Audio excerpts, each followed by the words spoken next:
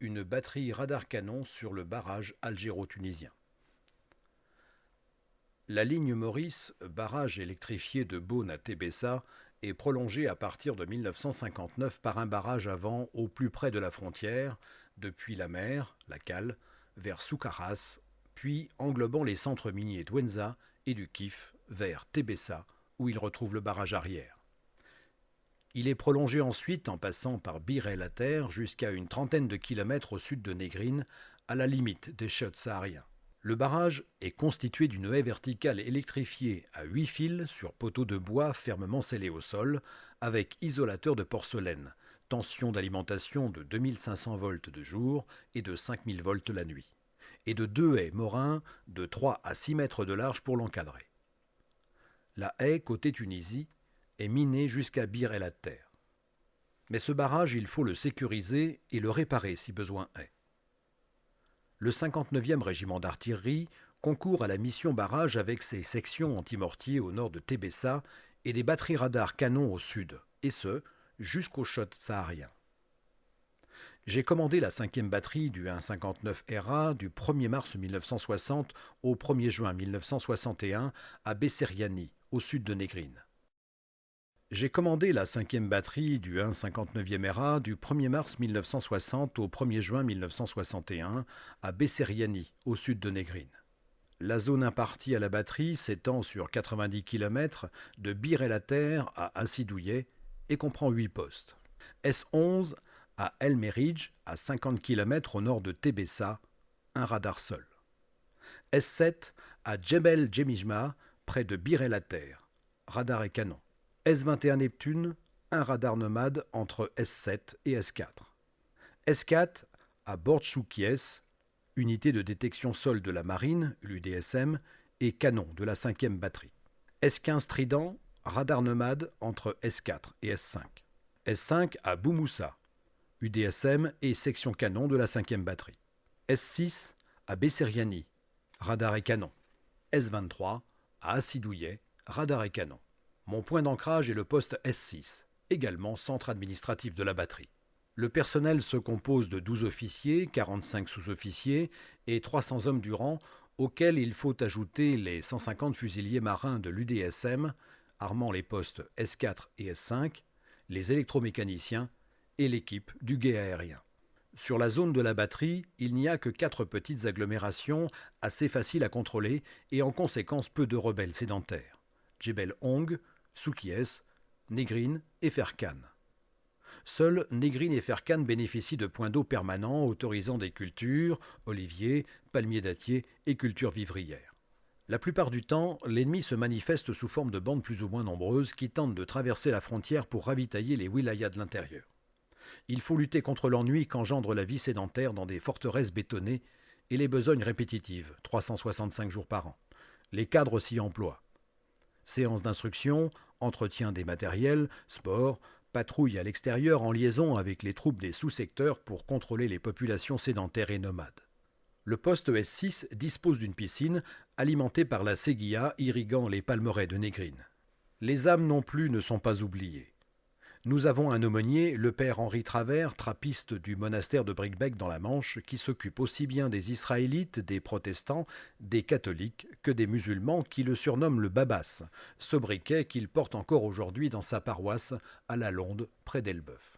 Tempéré au nord par l'altitude, S7 est à 900 mètres, le climat devient subsaharien au sud de Tébessa, puis franchement saharien plus au sud encore. Les écarts de température sont énormes. 52 degrés à l'ombre le 14 août 1960 à 13 heures pour redescendre à 26 degrés le soir.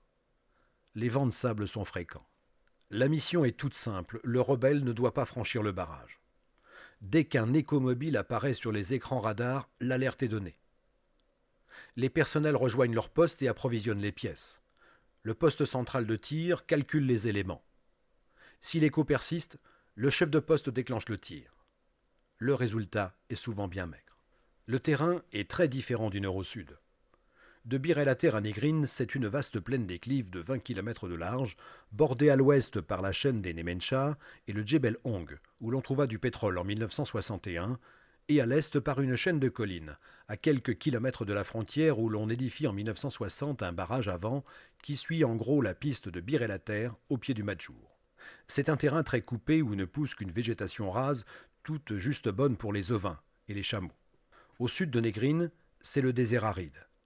L'altitude chute à 150 mètres puis devient négative. Il reste très coupé et débouche sur des dunes. Du temps des Romains, si l'on en croit les vestiges indiqués sur les cartes et les ruines que l'on trouve, la région était plus fertile et plus peuplée.